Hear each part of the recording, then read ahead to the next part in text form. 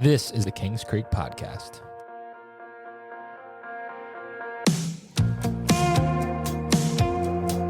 Jesse's always got something crazy to say. I don't even know. It just comes from somewhere. Yeah. All right. Well, yeah, we're going, man. So, Sean, thank you so much for bringing us out here. We are currently sitting in the midst of a beautiful pasture that is also known as the Kingdom at Lake Oconee, or is it Reynolds? Yeah, the Kingdom at Reynolds Lake Oconee. At Reynolds Lake Oconee. It's a mouthful, but it's just one of the most beautiful places I've been in Georgia. I don't think they've ever heard it described as a pasture, otherwise known as, because it's. Well, I mean, look at it. Apart from the deer. We literally showed up, and we've seen maybe 15 deer. It was staged. Yeah, I told Sean that already. Yeah, I cued them out of the woods. we walk on the hitting area here, and Sweet Home Alabama kicks in on the radio behind us, and then deer start coming across the nicely mown fairways out here. So I said, well, they knew we were coming. Yeah. Yeah, I have a little button in my pocket that I can, cue everything up. It wouldn't surprise me. Everything out here is so meticulous and like thoughtfully planned out. Yeah. So it really wouldn't. The only thing that is that, so there's typically during rut, there's a 12-pointer that is like nosing around in here because there's so many does over in there. Yeah. I don't know where he goes during this time of year though. So do they lose do they shed their antlers by now? Well, they're growing them back now. They're growing them back. Yeah, I mean, but I can tell you where he goes. He goes where there's more does and just spreads little seeds everywhere. And I would, but because we don't know for sure, I would volunteer my services to come out here and help you guys pinpoint that. Yeah. I have realized in my older age, I like looking at them and shooting them with the camera as much as I do running an arrow through them.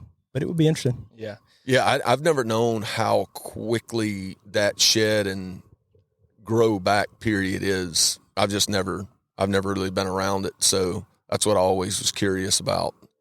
It was like, where'd that dude go? Like he's here every day for like 2 months and then he just disappears. It's like, is he still here? Or, I'm surprised nobody saw a shed like out in the course somewhere. Nobody's found an antler. They probably have. Like they just haven't turned them over. Yeah. I mean, they're on a wall you got to think about it, though. Most of the time, the sheds you're going to find in our area are going to be in areas that there he come back right now, in areas that they frequent where they, their bedding areas and stuff like that, where there's a lot of trees and branches and, they'll accidentally knock one off and usually shake the other one off right there pretty close. But it is amazing to see how quick antler growth develops. They come out so fat and chunky, and we'll see them on trail cam, and you think, man, this is going to be a giant. And then a lot of that just, I don't know if it dissolves. I don't know what happens to it, but they all look healthy when they're in velvet. Yeah, absolutely. When the velvet drops, they slim up. All right. Well, let's bring it back to our guest, Sean. I want you to kind of take a second and just introduce yourself a little bit more.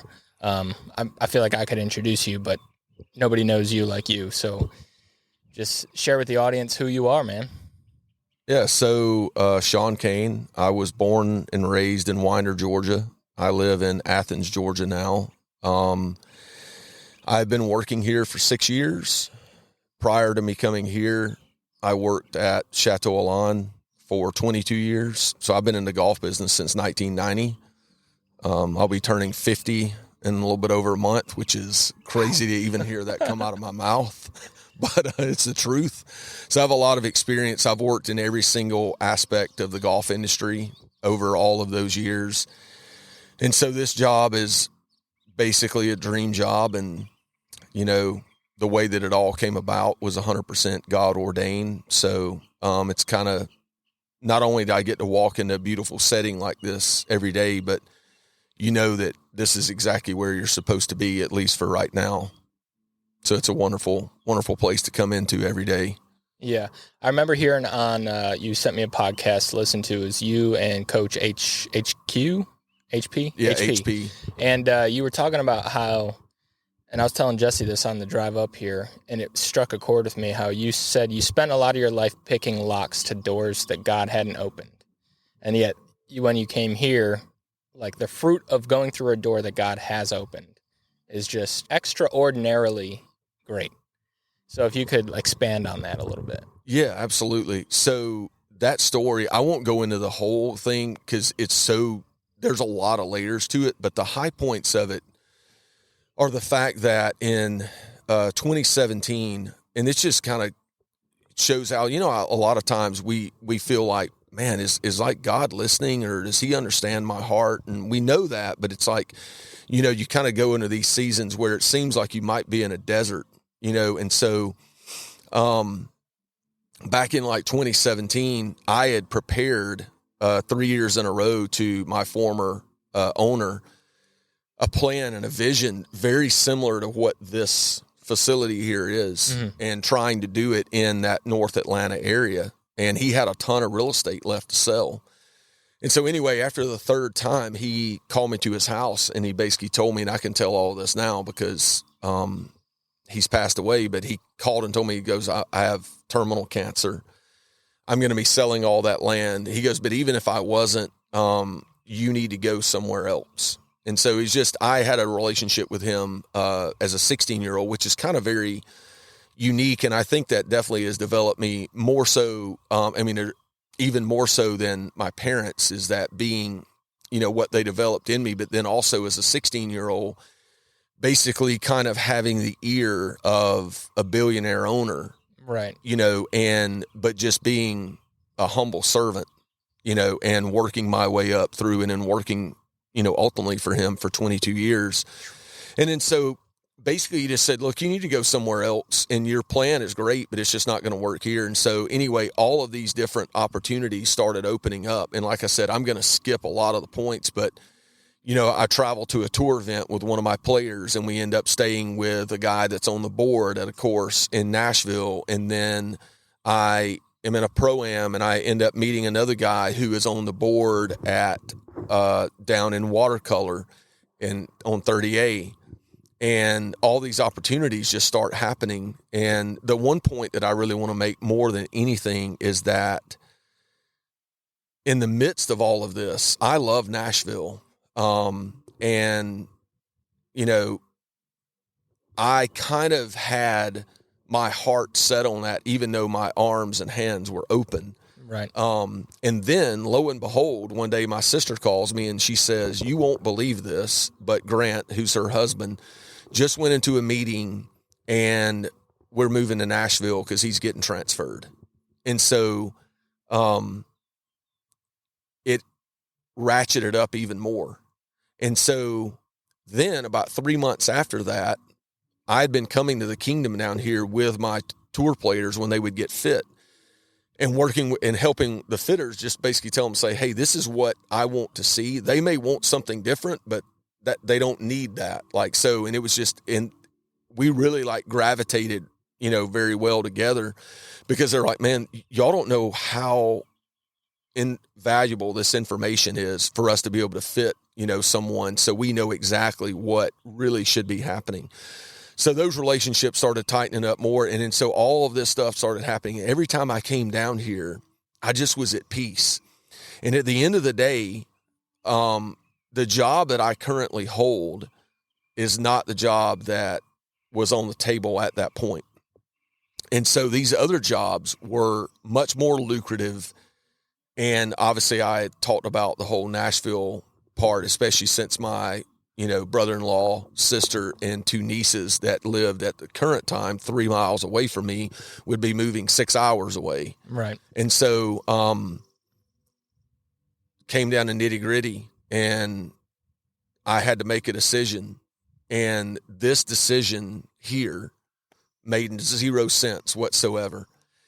And I remember the night before when I was praying and talking to God about it, I was like, and I think he brought this to my mind, and I was like, Saul walked into the cave to use the bathroom, and David and his men were hiding in there, and they could have easily killed him. And David said, I dare not, put my hand on God's anointed. So God put him in power, and then God's got to take him out of power. It's not up to me. It looks like he literally just delivered him right up to me. But that's not what happened. Yeah. And so I kind of took that exact same approach. And I basically just said, God, when I wake up tomorrow morning, you got to give me peace, whether to take this job at Reynolds or to turn it down and wait on the others to continue to come out of fruition. And I woke up the next morning and it made no sense to me because I couldn't make myself anxious, you know? And, so I called and accepted the job. I'd been here 5 weeks. The head guy was, down there teaching, and he just kind of casually swung by me during the day and was like, hey, he goes, I know, you're kind of free tonight. He goes, let's go to dinner. Just super casual. We went to dinner. We sat down, and he said, I've been waiting on you to get here because I'm going to leave. And I've already talked to them, and they're going to put you in charge over everything. Wow. And I just looked up and tears just started streaming down my face.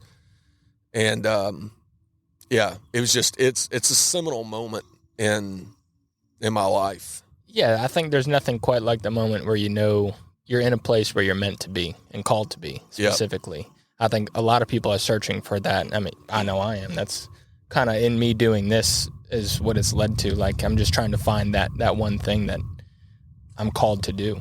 Mm-hmm. So that's so awesome to me. One thing is you've got to be, I think the key takeaway from me in that is, there's a lot of people that pray for God to show them what they need to be doing. Just reveal to me. And until you have a firm understanding that technically God calls us all for the same purpose. Mm-hmm. It's just, we've got different avenues in order to achieve that purpose. But I mean, I know what you do here.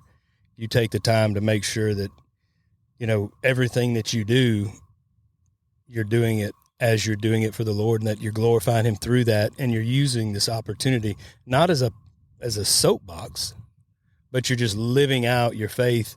And I think that that's something that is, I hate to use this term with 3 dudes sitting out here on the golf course with deer, but it's attractive. It's an attractive quality. And that attractive quality is what I think increases your audience. Mm-hmm. And so that is an important thing, to make sure that foundation is set ahead of time and that you're prepared, because it's more than likely it's going to not make a whole lot of sense, and there's not going to be a whole lot of guarantees with it. But if you step back outside of the conflict and outside of the situation, you realize, well, that's what's going to ultimately show my faith, and that's what's going to bring some glory to God. That's just, and it makes perfect sense after the fact. Yeah. When you're in the middle of it, there's not a whole lot of anything that makes sense. I think we've all been in positions like that, and this doesn't always just have to be from a spiritual standpoint, but I think we're all in situations of the uncomfortable, when you learn to embrace that awkwardness and that uncomfortable feeling, kind of like doing this podcast for me, especially listening back, hearing yourself talk is real awkward to me. But when you get out there and do it, and then you just allow whatever happens, and there's freedom in that to me. Don't you think, Mike? Oh, absolutely. No, well, the other caveat of this is, and I mean, obviously both of you know this now, after the story, is that I also feel like God gave me the part of Nashville that I really wanted and kept me away from all the parts that I didn't need. 100%. Because when COVID hit, obviously, Steve Smith up at Old Hickory was so gracious to me and found out that the situation I was in here is that, they told us to all go home and sit for 3 months. And, about half of my salary comes from instruction. So if I couldn't do that, and they gave me the blessing here as well. And they're like, look, you just got to go do what you do until we know whatever's going to happen. And, they were so gracious to me up there. And I knew a lot of people growing up, in the country music industry. And then, so I'd kind of met some, but that just blew that door wide open. And it was just wonderful, because it was also a time where these artists were basically told they're going to be off the road for 2 years. And so the ones that had just been dabbling in golf just basically went down on the diving board and dove off in the deep end and didn't want to come up. That's right. And they immersed themselves in it so much. And it was just wonderful, for that. So I feel like that, even though the portion of Nashville and that didn't work out for me, God actually gave me the part that I probably would have enjoyed the most anyway. And so you got both of them. I got both of them. And that's what he does when we let go of the steering wheel, and he always is going to make better decisions than us. And we know that 100% deep down. But, Mike, to your point, talking about, picking locks, I did that for so long. And I don't really know what changed, to be honest with you. Maybe it's just older age and, just having failure after failure after failure from those standpoints. And most all of those failures were 100% personal. It wasn't vocational.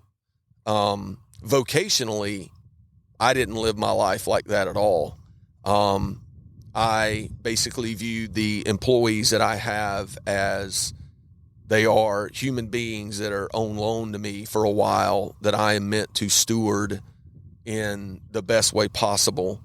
And I just remember this struck a chord with me in a sermon probably 15 years ago when I was going to Buckhead Church. And I remember Andy Stanley saying that you should look at every employee as that they're already leaving. You just don't really know when, and your job is to prepare them the best for the next, portion of their life. And so the golf business is definitely that way, because you have assistants and apprentices coming in, and, you want to basically prepare them the best to go and take a job that you currently have, right, and go somewhere else and do that. And so, it's such a privilege. And so I did always look at it that way, but my personal life was not that way at all. And I understand so much. I won't go down that rabbit hole, but I understand so much more about myself now and why I did what I did from relationship standpoints. I was a rescuer, and it's not good for relationships. So just if anybody's wondering whether or not that's good, it's not good. That's a negative. The boyfriend doesn't need to be the rescuer, because it's not going to last. And so you're just going to basically be on these like constant rescue missions. I got you. And in some cases, completely of no fault and completely inadvertently, you leave the person worse than they were when you found them and tried to help them. I want to take this back to, you said you've been in golf since 1990. That was back before golf was cool. Yes. So what drew you to golf? Because if I'm not mistaken, you were, just from us talking previously, you used to be in like race cars. Well, bikes, motorcycles. Yeah, I didn't. Yeah, my whole family. Yeah, my dad raced motorcycles, and my grandfather and my uncle were always around racing. My uncle was a gas man for 14 years in NASCAR. So, I grew up in a garage, because when my dad quit racing, and he quit racing because he had something to live for. And so they'll kind of joke around, and my mom will say that she made him and there's no way. And she pushed the motorcycles to the street and put a for sale sign on them and do all that. But, he would have lost his edge racing, because, and that's a fine line, but he would have lost it because he knew I was coming, right? Even though he didn't know who I was or what I was going to be. But so I grew up around a garage and everything. But my great uncle, for a short time period, owned a golf course, and so my dad would go play in the card games down there, and I always went with him. He worked 3 jobs as I was growing up, because he didn't want me and my sister to be in daycare. He wanted us to be raised by a mother. Right. And so he's a wonderful human being. But anyway, on the weekends, I would hang out with him, whatever he was doing. And so I would go and watch golf, because it was in the clubhouse and stuff like that. And so I would sit there and eat popcorn and Snickers, and they're playing cards, and I watch golf. Well, everything I know about me now is that I am the highest quotient of a visual learner as you can get. I had to do something the other day, and the instructions were right there, and I have to literally go onto YouTube and then watch somebody do it. Yeah. I cannot look at a sheet of paper. I can't hear it audibly. I mean, it does not resonate, but I can watch it. Same thing like driving somewhere, which is hard now because, especially me and my buddy were joking about this the other day. Not that we really ever want to go to Atlanta anymore, but when you have to, it's like, man, I used to be able to drive around Atlanta and like there was no, we had no cell phones, we had no map, and we had nothing, no MapQuest, no nothing. And it's like, but now I can't do that because I basically travel by landmarks and nothing looks the same. And I don't know where I'm at. That's right. And so, but yeah, he owned that and I was around it. And a couple of my buddies asked me to go play the summer of my 8th grade year, and it just came natural. But I know why is because for 3 years I watched the best players on TV, and I never saw a bad golf shot. Yeah. Until I went and started playing on my own. So it's kind of weird, that's another thing of like how, you're like kind of developed, without knowing it. I'm super visual too. Yeah. Yeah. You watch someone swing, you end up kind of like swinging their swing a little bit. Obviously you have your own tendencies, but yeah. Who were like the main golfers that you watched at that time?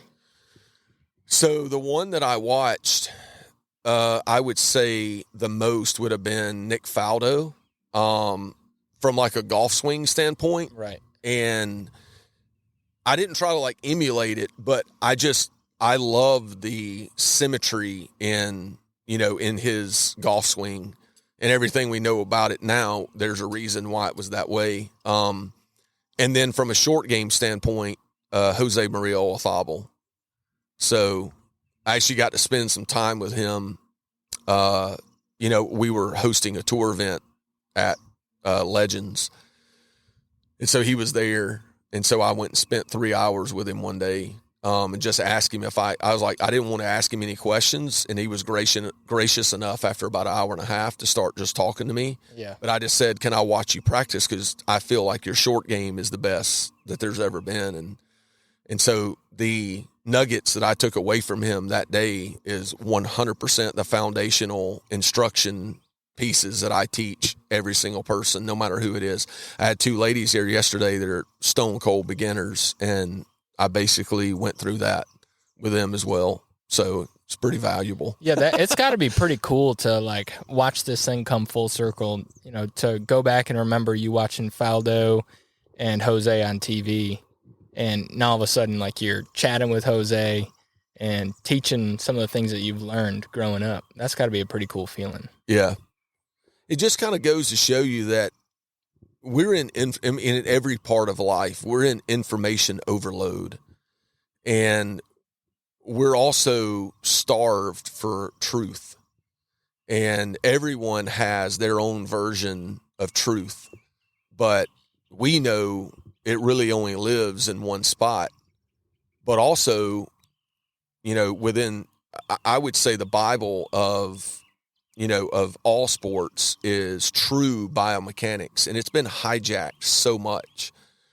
The body can only move certain ways, and it's the way that God created us to move. And when you try to do things outside of that is when injuries happen. Right. And so that's why, you've got players, like Will Zalatoris, and that had to completely quit and have back surgery at, 23 years old? That's crazy. Incredible talent, but also a lot of asymmetry going on in there to create that. And so I think that golf has probably never been more cloudy than ever. Now everybody's trying to make a buck. Everybody's on Instagram, TikTok, and everything. And everybody's got the latest, greatest, coolest thing here. This is the best way to do this. And a lot of it is pretty good, but at the end of the day, it's such an individual sport.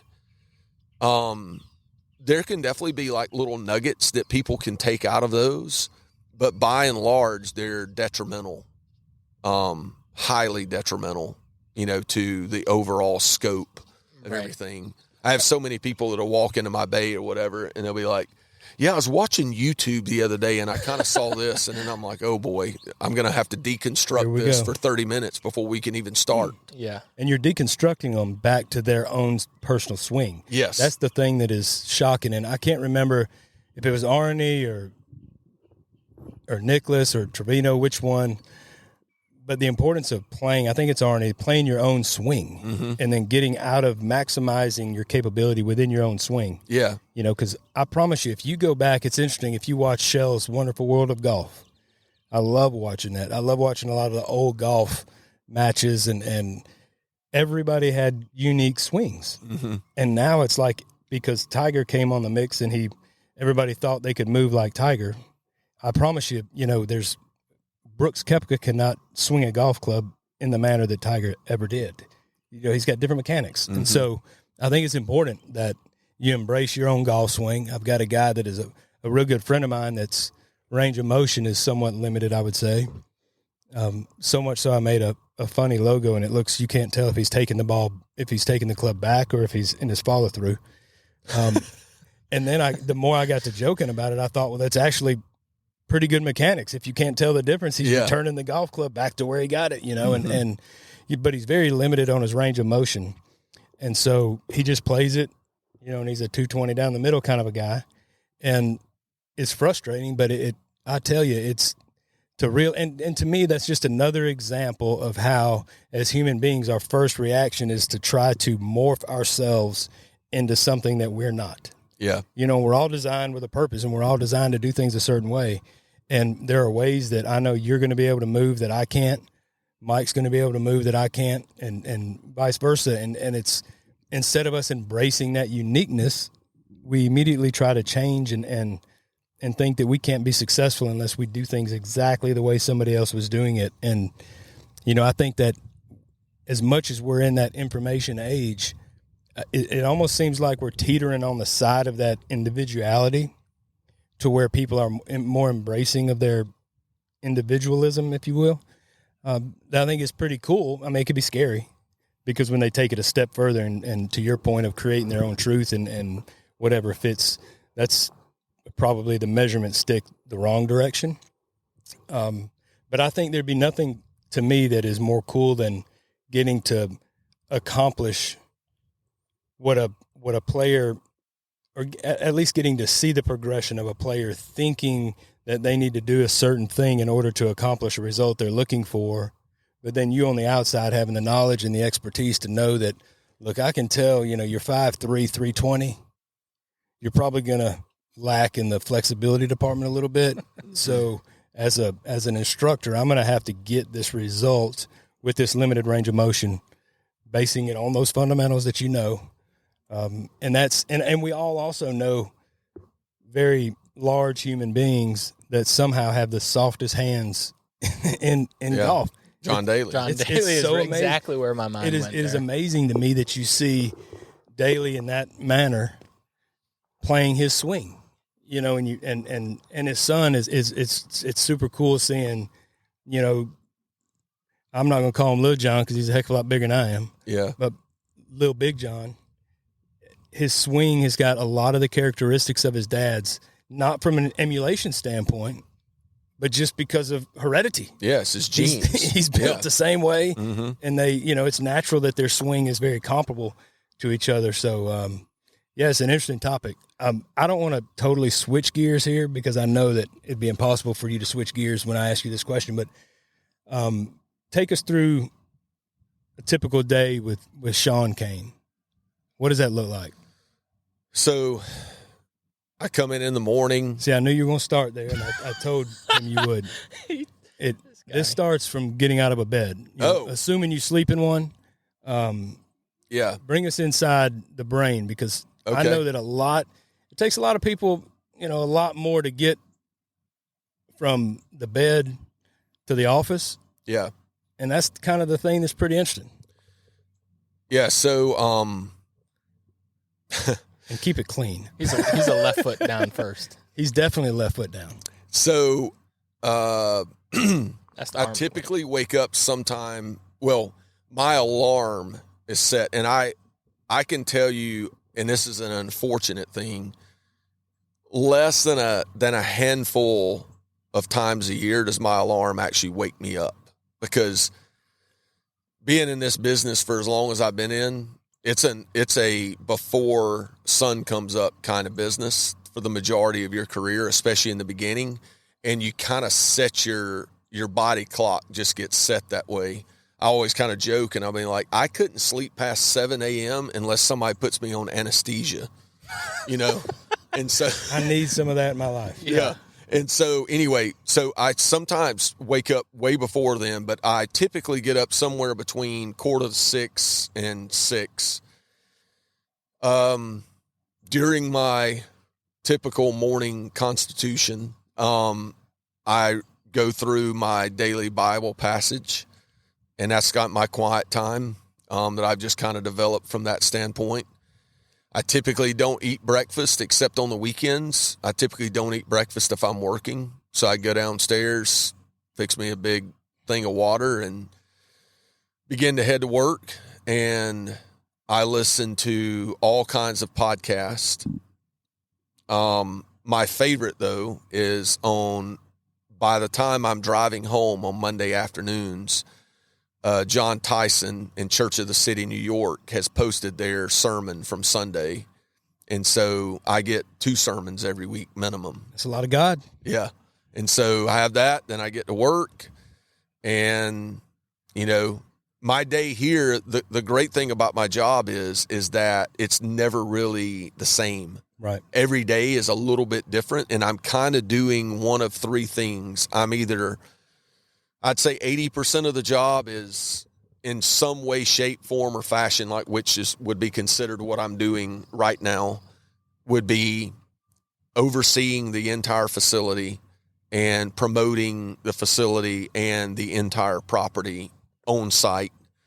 And then about 15% of my job is golf instruction, teaching. So I still have certain clients that I have, but it's very regimented and spaced out because I have to make sure I leave plenty of space for the other. And then I would say, 5% of the time I'm traveling and representing, the kingdom and Reynolds Lake Oconee as a whole. That's pretty cool. And then your day usually wraps up 5:36. Yeah, somewhere between 4:30 to 6 o'clock, just depending. And this time of year is kind of where the juniors are kind of ramping up because school's about to be out, and then they're going to be playing in tournaments, and I won't see them as much. But I tend to spend a lot longer nights for about till about mid-May, and then it kind of like cuts off like a faucet. Right. But this is really that only happens about 6 weeks a year, which is great. So it's kind of the best of a couple worlds. And I think Mike and I agree on this part that we all need this structure. Like, you need this place and this space here to commit to every day. But then the benefit of having who knows what waiting for you when you get here is kind of what keeps it fun. Yes. And keeps it interesting. And if you go to the same place and you do the same thing, it can seem pretty mundane to people that are kind of cut like we are, I think. Not to say that there aren't people that thrive in that, and with my 2 kids, I've got one of each. I tease a lot I don't tease, but I joke a lot about my daughter and my son, the differences that they have. And the reason I'm bringing this up, I hope people can identify with, but it's just to let you know that regardless of which side you're on, there's a purpose in that. But my son is very much like myself. He could come into work, a typical day of him getting to the office, and he would, before he'd even get to his office, he'd come into my office and he'd sit down. And until my wife broke us up and said, "Are you going to actually go to work today? Or are you just going to chill out in here or what?" And then I get on the defensive for him. He just, because it's just, I understand his mentality. And then my daughter, there were days I would not know she came to the office. She wanted to walk through the door, grab a list, go do what she had to do, and turn and leave. She was cool not seeing a human, especially me. And I just got my feelings hurt. I was like, "You come in here, have a seat." And she's like, "I'll talk to you at home. Yeah. I'm not interested in being here right now. This is work. Work is for a purpose." And I think that it's pretty cool when we get to have conversations with people that have been patient, and not saying that every day at the Kingdom is beautiful and great, because there's going to be some curveballs and there's corporate America, and there's things that budgets, and there's a lot of things that have to go perfectly. But, your bad days at the Kingdom aren't near as bad days at a lot of other places. And so if you keep that same, a positive frame of mind, and you let yourself enjoy these moments just long enough to enjoy them, because when you get to be almost, you're 1 month from 50, I'm 1 year from 50. Mike's a long time from that. But I think when you get to this stage, you start to look back and realize that the impact times in your life, high school, to me, it's shocking to look back and realize high school was only 4 years. Yeah. And I thought that when I was in high school, this was just like, that was like a century. It was like such a long period of time. And so it helps me when I reflect on things like that to kind of be where my feet are, and I can kind of enjoy the and I don't want to say enjoy the process, because it's becoming pretty overused, but just the day-to-day mundane things that a lot of people think are mundane, but that's what you look back on and think, man, that was just such a cool time. And then it also helps me to focus on making sure that I capture the opportunity.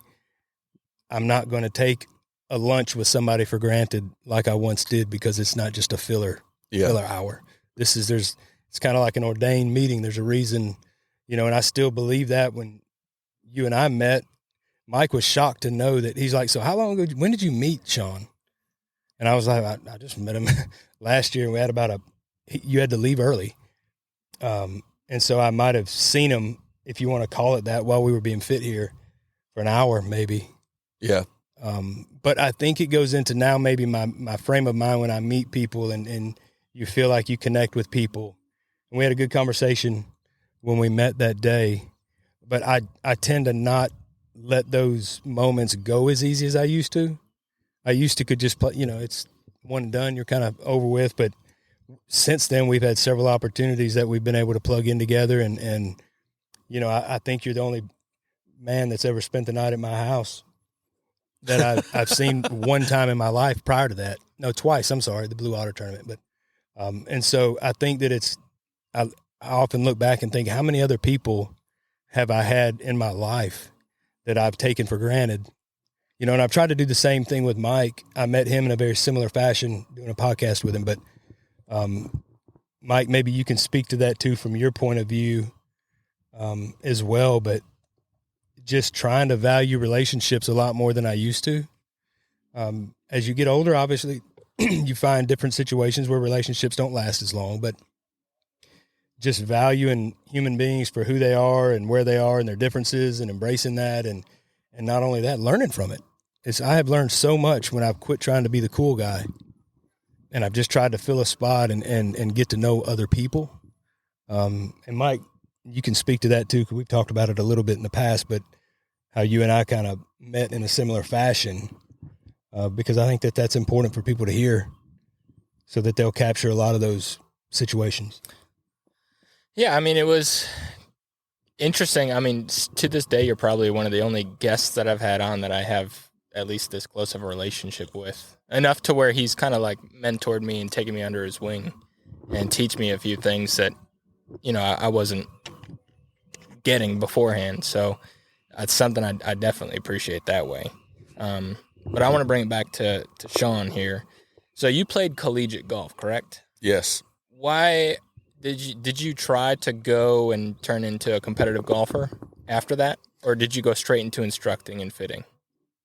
Oh, I didn't even really teach until 2011 into 2012.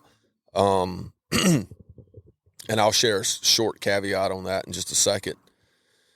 No, I had the privilege of one of my great friends. It's so crazy. So is Jesse was saying, man, it's crazy to think high school was only 4 years. And the thing that's crazy for me to think of is that college was only 4 years. Because I had a lifetime of memories in 4 years. Right. And the friendships and relationships that were forged in that time period, I mean, are still, vibrant today. And so one of those players was a 4-time All-American. He still holds a lot of records. And so he was going to go out and try. I never really even, to be honest with you, my grandfather wanted me to go and try because he was just like, hey, if you don't do it, you never know what might happen. And, now you got a different perspective and all that. And I said, well, look, if Matt doesn't I've beaten Matt maybe 9 times in probably 600 rounds in the last four years. Right. And I'm like, so if he doesn't make it, I have no chance. And so he came really, really close. If the golf courses they were playing now would have existed then, golf wasn't hard enough then for him to be able, and I know it sounds crazy, but at that level of golf, it wasn't hard enough for his true talent to separate itself. And he didn't putt well enough to play these pitch and putt golf courses that they played. And so that's why he didn't make it. But anyway, long story short, I didn't even consider it, because as soon as I saw that he wasn't going out there and dominating, I mean, I knew it was nothing for me except being a counter jockey and just trying to get into the business and see what happened. And I was in such a great situation. So back then in the early 90s, Chateau Lawn was the number 1 daily fee golf course in Georgia. And we had all of these celebrity tournaments we were hosting all the time. And I knew I was in a good spot, and I didn't really know why or, how it was all going to play out in the end. But I just knew that, that's where God had me. And I didn't even have, here's the crazy thing. So I didn't even have scholarship offers or anything, even leading into my senior year. When I say leading into, I'm talking about this is how quick this happened. I'm not talking about in September. I'm old enough when we didn't start school till after Labor Day. That's right. Labor Day and Memorial Day were 2 key days. Yeah. Well, that, up north, that's stock standard, man. Yeah. I never started until after Labor Day. Yeah. Throughout school. I think it's a down here thing. But so I didn't even have a scholarship offer until, so we went and played our first event of the spring, which would have been late February, early March of 1992. And over from the year prior, I'd grown 7 inches and put on 40 pounds. And that had happened really quick.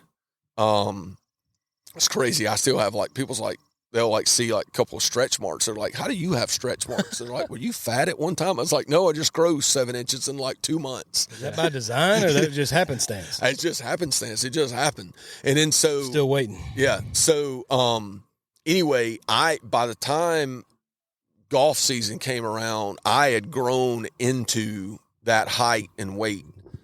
And so I was hitting the ball so far. And I didn't really have a context around it because I didn't grow up around golf. Even at this time, no one was playing golf that I was around. My uncle played, but it was on, he was your typical weekend warrior. Right. But I wasn't around it or anything other than just that and my friends. And so we go to the first tournament and I beat 8 guys that already had D1 scholarships. And,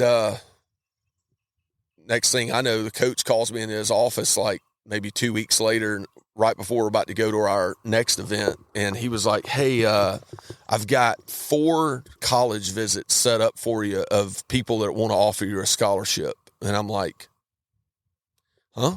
Yeah. And my thing was that, and this is, almost sacrilegious to say, but I was going to use it for what it was worth. So my mom would never let me race because of everything, but I grew up around it and it's in my blood and I absolutely love all kinds of it. And so I knew that Clemson, they're a really big engineering school. And so they were basically going to have a form of NASCAR engineering where you could be a car chief or a crew chief.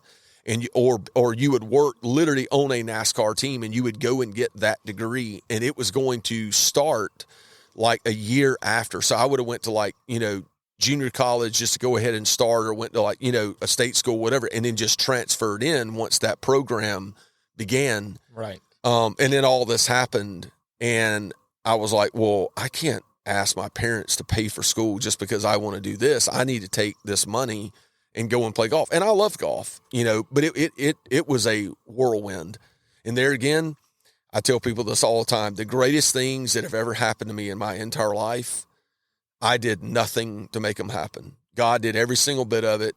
When you look back through it, he basically was ordering the steps, which is what Proverbs 16:3, 16:9. says. Or 16:9. Yes, sorry. I just know because it's my tattoo on my foot, my son's tattoo. Yeah. It's Proverbs 16:9. Yeah. So, it all just happened. And, and then everything just kind of took off from there. So I have no idea I could have, I could be right now, I could have been on a NASCAR team for the last 30 something years, getting ready to, to retire and get out of it, or, do whatever. I mean, who knows what would have happened, but God always knows best. So it wouldn't be as good as what you're doing. No. Yeah. And we wouldn't be here. No, we sure wouldn't. Definitely wouldn't be here. I wanted to bring in a segment. I'm going to call it the Kings Creek Countdown. I'm going to go through what your top 3 courses are. Okay. That I've played? Let's start with, let's do played. Let's do this. Let's do the top 3 that I've played, and then the top 3 that I want to play. Is that good? That sounds perfect. Yeah, we'll get those out. So if anybody's listening, really listen up if you're affiliated with any of these 3. And it's not going to be what you think either. So, all right, go ahead, shoot. So, top 3 that I've played. So I'm going to go by like overall 100% overall experience of every single thing that goes into it. Perfect. So I would say number 1 is Olympic Club in San Francisco. So quick caveat about that. And if you don't pay a lot of attention to golf, you wouldn't know this, but there's kind of a running joke, and they always kind of say is that if there was ever a national disaster at a major, and it like decimated the golf course, and they couldn't hold the tournament there, that you could call Oak Hill in Rochester, New York, or you could call Olympic Club in San Francisco, and they would be ready in 2 weeks, because all they need to do is put stakes and grandstands up, because they basically keep it in tour condition year round. Wow. And I'd always heard that. And so I took some members out there back in 2005, and we played it 4 days in a row. Now, other people were branching off, but I kind of, after the first day, excuse me, after the first day, I was like, you know what? I'll just be, because there was a couple of pros that went. I was like, I'll let y'all go to Pebble Beach. I'll let y'all go. Now, I did go play Harding Park while I was out there. I was like, I'll let y'all go play the other ones, Half Moon Bay and all that. I'm just going to kind of hang here, and I'll run everything at Olympic Club. So I played it 4 days in a row. So it was absolutely unbelievable. The other thing that was crazy is, so the very first day we tee off, walking down number 1, caddy sits there and he looks over at me and he says, he goes, "Who are you?" And I'm like, well, I'm just a golf pro from Georgia. I'm like, wow, like I'm nobody. And he goes, this right. He goes, literally today, this will be like one of the 3 best days of the entire year, weather-wise. He goes, he goes, like, I've lived here my whole life. He goes, this is like a unicorn day. He goes, some years we don't even get 3 of them, but he goes, it never seen more than 3, and this is one of them. And wow. I'm just like, wow. Like, yeah, it's like, well, I was like, thank God for it then. Who does it. So, you know, I really didn't know what to say. So Olympic, by far, number 1. I would say number 2, Baker's Bay, which is down in the Abacos. It's a Discoveryland property. And number 3, Colorado Golf Club, which is out about 30 minutes southwest of Denver. I'm sure it's got pretty scenery. I'd have missed that one. I thought for sure I could nail one of them. Yeah, I never would have guessed those. So I actually grew up like 15 minutes from Oak Hill. I grew up in Rochester, I remember New York, you telling me that. Yeah. There was I've been on the course just through like a PGA or an LPGA tournament or something like that, but I've never played it. And there's actually 2 courses out there. There's an East and West. Mm-hmm. And you have to like know somebody to play. I think it's the East course is the better one. And this is the thing I would say, like I said, in all of those, I mean, I could sit here and tell you that there are, as far as just the golf course goes, and even some of the things that there's like 25 golf courses that are tied for number 2 and, and everything. Right. But like at Colorado Golf Club, I mean, when do you get this? I mean, we go over, we've got, it was part of a TaylorMade event, which their events are absolutely incredible. They're called TP Classics. So had a 9-hole par 3 that you just take like 3 clubs and walk. There's, a cooler of beer on like every 3rd hole. And there's like elk. Just hanging like out your deer? like the deer. Yeah. Like, I mean, they're just, sitting down there, just like chewing on the ground and then, look up and they're like, oh, that guy missed the green by 20 yards left. Okay. Whatever. And just like mosey on over here. And it was just absolutely incredible. And when you stand up on their range, you're basically just like looking over the corner of like the skyline of like Denver. And which is, crazy. I mean, it's like, 35, 40 minutes away, but it's just an incredible place. And the day we played, so they hosted the Solheim Cup there. So we played the Sunday single matches pins of the Solheim Cup, which, by the way, was not really great for stroke play. It was good for people to give you 2 and 3 footers. Is probably as heightened as that competition was. Yeah.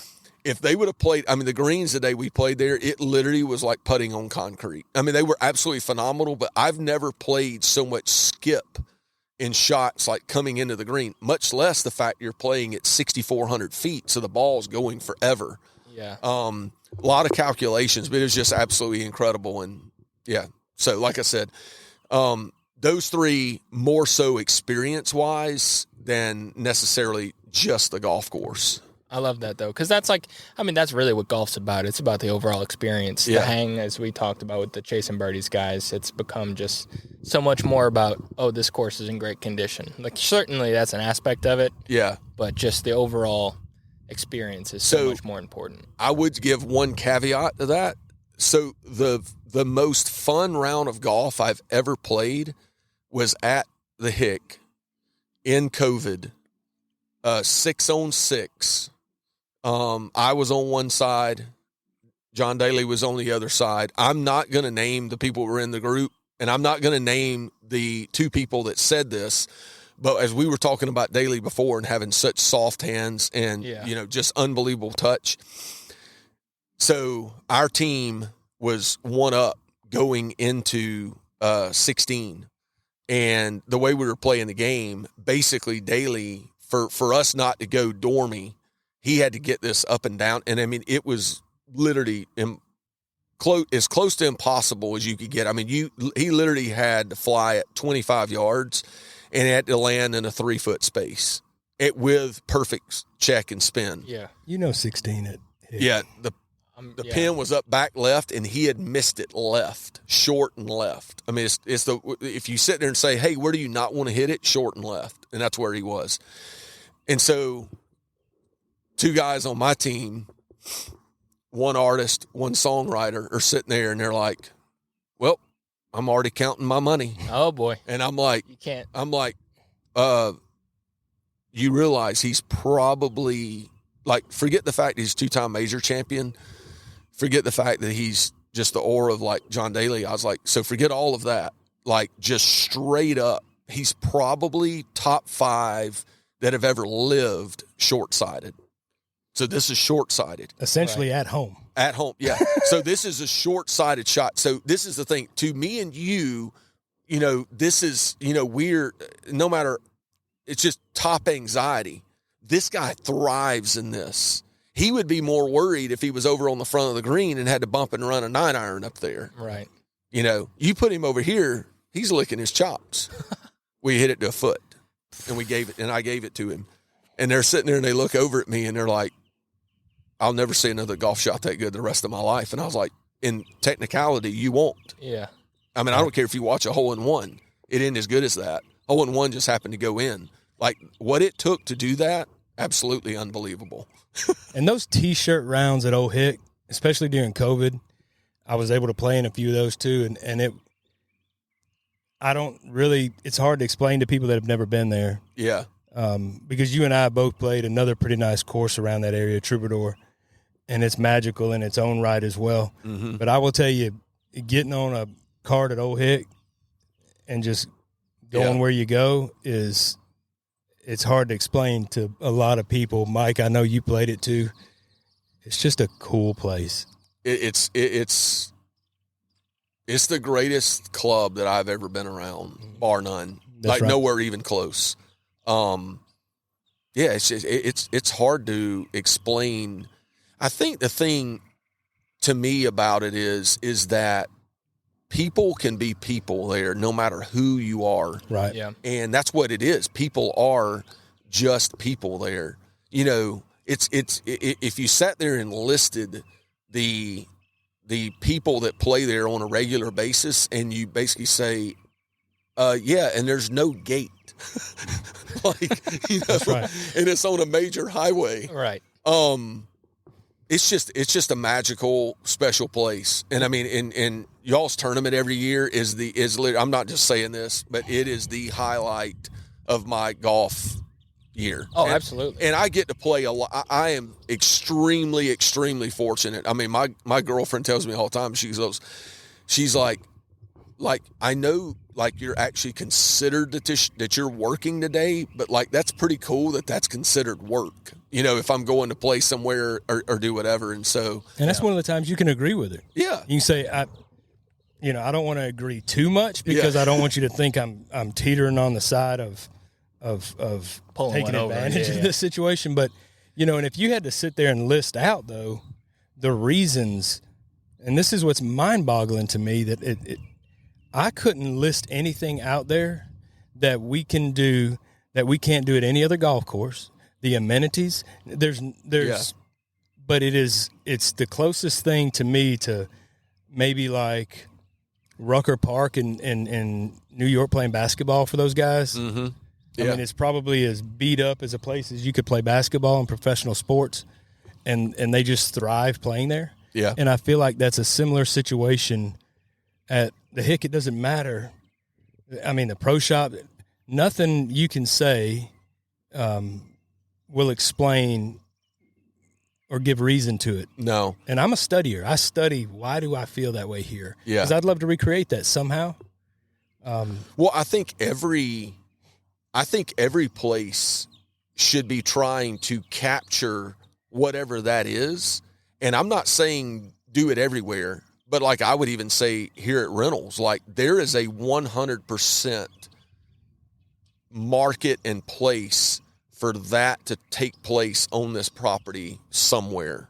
That's right. Especially with the amount and level of the people that you have coming in and off of this property every single day, which a lot of times I don't even know. And that's the thing is that we have people here and people like, so-and-so was there the other day. And I was like, yeah, but that's what we want it to be. Mm-hmm. We want it to be a safe haven because that's what it should be, because that's when you can allow everybody that, like you said, it's T-shirt round.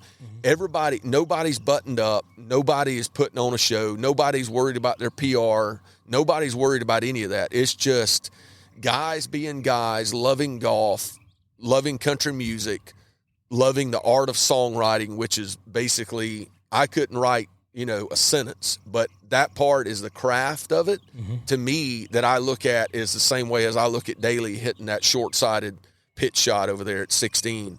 And so you take all of that and put it together. And a lot of those guys come down here all the time, but yeah, I think everywhere and you're starting to see more and more clubs kind of go that direction, but that one there went there and it didn't even try to do it. It That's just right. did it.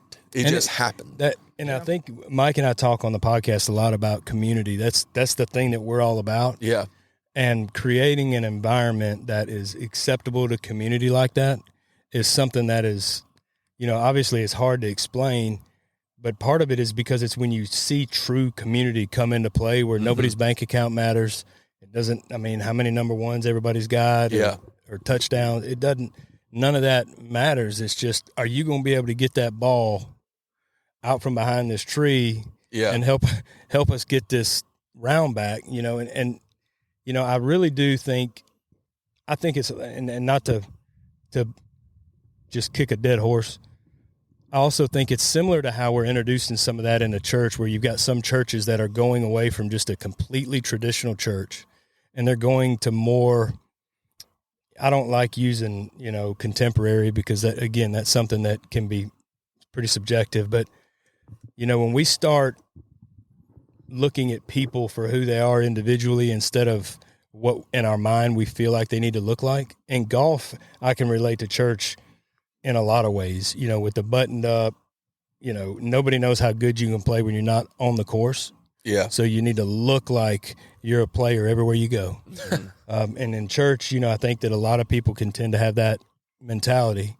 You know, if they're not sitting in there seeing you're actually present, as long as they know on a Sunday when you go to Costco, you're wearing a shirt and tie. Yeah. And they can assume you've been to a Bible-believing church. Mm-hmm. I think a lot of it is, but you know, the comfort level that you get to at a men's retreat, the comfort level and it's all stripping down. Yeah. And it's, you gotta take so many layers off before you start to really get to the real humans. And we've just made it so difficult for people to do that for so long. Yeah, absolutely. You know, and now we're getting to a point to where I think that, you know, there's somewhat of a movement where people are stripping it down a little bit more. So yeah, I think that's cool. And we went on a crazy tangent talking about his top threes. But I know we got to bring it back. So what are your top threes that you haven't played? So top threes that I haven't played. And this is the one where the listeners need to listen. Help us out a little bit. We can get them on here. So I'm not even going to mention the one that's just down the road from us that just held a major event, because I feel like that everybody that hasn't played that, like it's there. Yeah. So I won't even mention that one. It's kind of on everybody's, I think. So. Yeah. You know, but I definitely, just because of the stories that I have heard, I definitely want to play, I hope, and this is probably a super long shot because it's probably just like Augusta, but Pine Valley. I knew you were going to say that one. Yeah. And here's another one. So I had the opportunity. This is what's so funny. This is where one of those where, you know, you kind of tell God your plans and then he kind of laughs. And I know he doesn't care about this, whatever, but this is one of those. So I was invited to play Ohoopee like 5 or 6 times in the first like year and a half it's open. And that well has ran completely dry. Like there's not even a semblance that there was water in it at one time. Yeah. We might can help you with that one. You know, and so, you know, and it's just funny. And there again, the reason I want to play there is because of what I've heard. You know, it just seems like it's such a extremely like unique experience. And the other one that I want to play that, you know, here again, it's just, it's not going to seem anything like crazy or anything like that, but it's just, I just want to do it just because of like the nostalgia and everything like that. I want to play Colonial in Fort Worth. I've never played there, you know, and, that's interesting. And so that one there would be extremely easy for me to do. So my one of my college teammates, he was a year older than me, so we played together for 3 years. He's a tournament director there, so that one's like easy for me to happen. I just haven't done it yet. Right. But you know, that's just one. It's just cool course, though. The tradition and everything around it. So that's kind of my Riviera. Yeah. I think Riviera is that place for me that it's, you know, you get told from so many people, you know, different from our course in town and different from a lot of these. To me, there's some bucket list courses that have a lot to do with exclusivity. Mm-hmm. And then some are experiential that you really want to be able to take in, similar to your Colorado story. Just, you've got to be able to see it and to experience that. Yeah. You know, because I think that, you know, I know our course in town, your experience is pretty well managed. Yes. You know, it would be that way at Pine Valley. Yeah. Your experience is going to be managed. It's kind of like when you get there, you better take in all you can because it's going to be boom, boom, boom, boom, boom, boom, boom. as opposed to getting somewhere and like a troubadour that if you don't, you'll miss stuff if you don't stop and chill for a minute. Yeah, that's like when we went down to play Baker's back in January. I'm fortunate enough. There's a guy that I teach that has only been playing golf a couple of years, and he ended up joining there, and so I went down there. But all those Discovery Land properties are the same, and because they're very unmanaged, they are managed on their end, and they're very unmanaged on your end, and like so. I love that. I got a super quick but incredible story to tell you about that. So I've played Mountaintop up in Cashers. One of my best friends is a member there and had countless memorable rounds there. All of their places, I just kind of put them as a tie. Now the difference thing with Baker's is you hop on a 42-foot boat with 400s on the back, and it's a 25-minute, boat shuttle ride from the private airport to get to there. All of that's just, and like that's a cool part of it. Pretty cool. Yeah, it's a completely different part. So, but all their places, but to show you how they do, and this is what I think that a little bit of like the companies that we love the most, like you throw Chick-fil-A out there and whatever. What it really is that servant leadership at the core of everything. Of basically, I'm going to have it as a employee. My job is to make your day as good with what I have the ability to do to make your day as good as possible.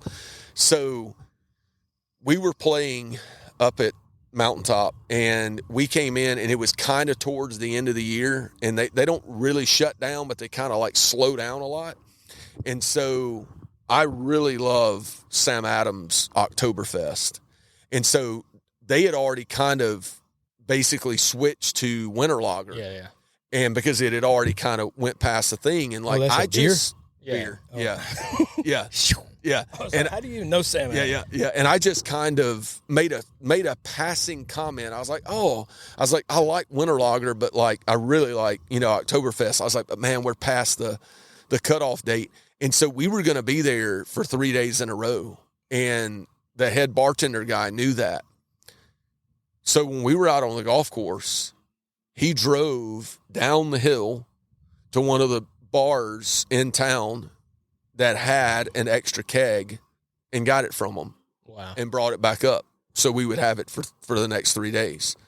And so that's like, yeah, I mean, that's like so over and above of everything. But when you have those kind of environments, that's what it makes it, because it's like, hey, you do whatever you want within, I mean, there are not many rules, there's not many rules. Rules is have fun, Right. So I love it. All right. Well, I'm going to hit them with some rapid fire. You start to think of something too, just little rapid fire things. I'm probably going to steal yours right off the top. Favorite club in the bag?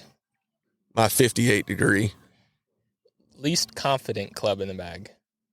Hybrid probably will be in perpetuity. Oh, it's interesting because most people no hybrid. No matter which one it is. I'm with you there, though. I have a Titleist hybrid that I never hit it because I have no confidence. I've gone, I mean, like, you go to the ones that look like irons, which I had one for several years, was the best one I ever had. Like the UDI, like that. Yeah, and you get, for me, and it's because of my impact alignments. It's the club in the bag that, like, it's just not really suitable. Yeah. Yeah. I love it. Are you a drive for show or putt for dough kind of guy? Oh, 100% putt for dough. I think that must come with age. He's a month from 50. I'm still in the drive for show. Well, here's the thing. So I never really had golf instruction growing up. Yeah. And so I had to chip and putt, and so I take pride in putting. The people that know me, I'm not saying I'm great or anything like that, but it is the part of my game that I take the most pride in. And I do have days where I putt extremely well. Unfortunately, the Blue Otter this year was not one of them. I don't think anybody putt well this year. Yeah. 40 degrees. They smile. Rained a few times. Oh, man. They smile when they're cutting them holes. Yeah. I've got one for you real quick. if you had one course that you had to play the rest of your life, what would that course be? The Farm in Rocky Face, Georgia. Where's that at? I've never even heard of that. Dalton, like right up in the Dalton area. So we played there in college. We Northwest? had Northwest. Yeah, Gotcha. we had the ability to play there. It's a phenomenal. So Shaw Carpets. Oh, I'm familiar. I know where you're talking about. Yeah, now. it's absolutely phenomenal. You'll hit every club in your bag. You'll play every shot, no matter if the weather's good, the weather's bad, if you're playing good, if you're playing bad. Yeah, that's I've played probably, I don't know, over 200 rounds there. But yeah, if I had to have one golf course that I played, just golf course wise, not experience or whatever, but a golf course that I played every day, that'd be it. I love that. All right, last question for me. What's the item you've had in your bag the longest? It could be a club, it could be a banana peel, just the item that's been in the bag the longest. You probably have to be more specific about which bag. I can tell you 100% what it is. So my ball marker when I putt is I can't remember what year it is. I think it's back in the 70s. It's a JFK 50-cent piece. All right. And I always putt with a head up. See, I love the superstitions like that. Everyone's got like that one thing. So here's the thing. That's not necessarily so much superstition. It's just in any way that I could ever like kind of pay respect, so to speak. Yeah. And we definitely won't get into all of that. That's kind of my way that I pay respect in that way. You don't flip it over whenever if somebody asks you to move your putt. No. Your ball. It's always face up. Keep it up. Yeah, so that's why I'm not superstitious about it. Because I don't be like, oh man, I missed those two. Let me flip it this way this time. No, it's more of a respect thing towards him. I got you. Yeah. I love that. That's awesome. I've got a ball marker that a guy made for me. Real cool one with our logo on the top and then on the back. It just says, I think for Jesse James only or something like that. Coach Customs online. Yeah. Shout him out. Great guy. Real tough. Couple year waiting list. But anyway, he sent me one. And I'll always put it on with our logo up, but if it's the one reminder that if I move my ball for somebody, I flip it over to the back. Yeah. Just to remind me, hey, look, before you just go up here and start putting, let's just get your ball back where it's supposed to be. Yeah. I don't know if that might have happened 3 times since I've had it, but somebody cooler than me must have told me to do that. And I listened. Well, there's guys on tour that have forgotten to move it back. I've never done that, but I am so when I get on the putting green, I don't talk. That's like your I focus talk. moment. I mean, I don't even care if people are talking in my backswing or whatever. When I get on a putting green, I don't like. I mean, if it matters, right? If it matters in any way, shape, form, or fashion, I don't really talk. I just kind of stay over in my own little world.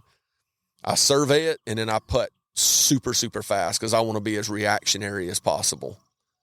So that's probably why I've never not moved it back because I'm like, oh, I moved it. I got to move it back. You know, I'm already kind of thinking about what my process has got to be. I'm all about process. You know, it's got to be, you got to do the exact same thing every single time. Yeah. All right, man. Well, we've been going. Let me go. I got one more question for him. This will be an easy one for him. You know, we're all searching for contentment, I think. And if we're not, I would advise people to start trying to search for that. What's a couple links on the chain that you're still looking for that's going to go ahead and connect that's going to get you that contentment that I know you're looking for that you haven't accomplished yet? You don't have to name her, but I mean, other than that, you know. So the wheels are definitely in motion already.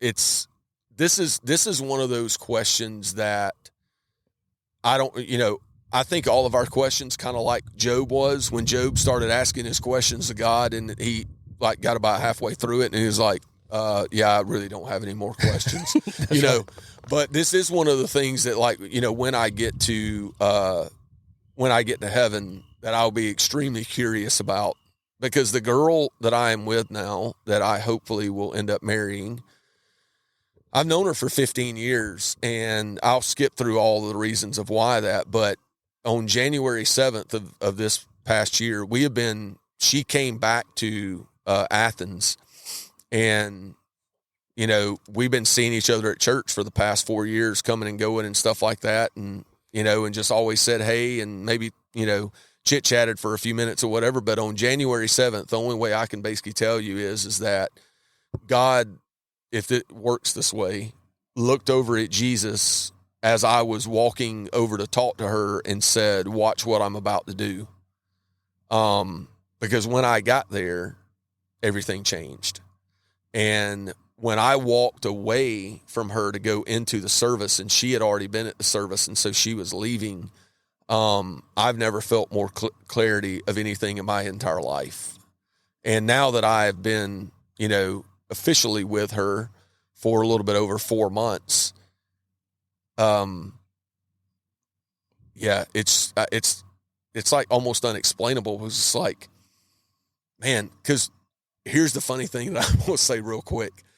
So she taught at Mill Creek High School, which, as the crow flies, she worked. Now, it was across the interstate and traffic's terrible, but as the crow flies, she literally worked 2 miles away from me for 3.5 years, when we both could have met and our lives would have ended up in hopefully the same place they'll end up now, but would have been completely different in the in-between. And that's the question I like kind of have for God. I was like, you know, how's this work? You know, because like I would have chosen her at 20 years old. Now, it wouldn't have worked because she would have been, you know, 11. But that'd have been weird. But you know what I mean. What I'm saying is that like she is absolutely a gift from God of him saying, this is exactly what you've always wanted, and I'm going to give it to you, and you never could find it on your own, because I'm just going to, and it's kind of been like sitting right in front of you for the last 4 years for both of you. Because it's basically what happened. I texted her after church and I said, are we being dumb for not dating each other just because of how we know each other? And she said, absolutely. And then I literally didn't even respond back, and I just called her, and rest is history. So that will be something that, you know, and I will tell you this, is that for way too long, I put my identity in the fact that I didn't have that, to my detriment. Right. And so, you know, it's everything is come full circle, and I'm in a completely different mindset, from all of those viewpoints than I've ever been before. That's awesome. That's cool. Well, let's wrap it up there then. I want to, if you could just plug kind of like how people would come out here, because this is the kingdom, but it's open to the public, and it's the only one that's open to the public. Yes. So how can people find you and schedule an appointment? So we're in the middle of getting our own website. All right. That'll come on down the road, but basically, you know, you can just if you Google us, we come up. Yeah. You know, and the phone number comes up, and, you know, you can just call us straight in. But to your point, it is the number one most unique thing about us is that every single manufacturer has one of these facilities, and TaylorMade has another one of these facilities. Right. But this is the only one that is 100% open to the public. Yeah, I mean, that's so cool. To have the level of capacity like we were talking about, the customization that you could do here is unmatched anywhere else that's open to the public. Like, Yep. You're not going to get what you can get here. So I would 100% recommend people I definitely shoot would. Sean a phone call and get booked for your time at the Kingdom. Absolutely. Sound I appreciate good? you having me on. All right. Well, we appreciate everything, man. Bringing us out here. We're currently sitting. I don't know if the camera's going to pick up everything, but we got both TaylorMade trucks back here. I mean, it's just beautiful building with some bays. Well, and and we haven't even gotten, I mean, this has been incredible. And I mean, it really has been, but what we're about to go get to will be even just as good. Yeah. Where I'm about to take y'all to go eat, we're going to go eat down on the lake at Gabby's, which is connected to the Ritz. And we'll go over and play the Oconee golf course. So Yeah. We're still working, Sean. We are working. We are working. Yep. It Just is let work. that- Our wives do listen to this podcast. Yeah, Jenna, thank you so much. I appreciate you. Hey, It does leave you with a sense of undeserving. You know, I know I don't deserve to be somewhere like this. I didn't a year ago or however long ago that was. And I definitely don't now after having been here and been fit with all of the best and still can't play. So we'll get them hooked up. not to any fault of theirs. There's just only so much you can do with. hey, I run the What I place, and got. I'm in the same camp. But it has been extremely. I don't know. It's just it's one of those moments that we talk about a lot that you just sit back and you think, why in the world is an old redneck from Alabama sitting here getting to enjoy?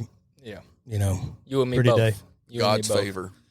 I'm So- gonna tell you, he's showing out today.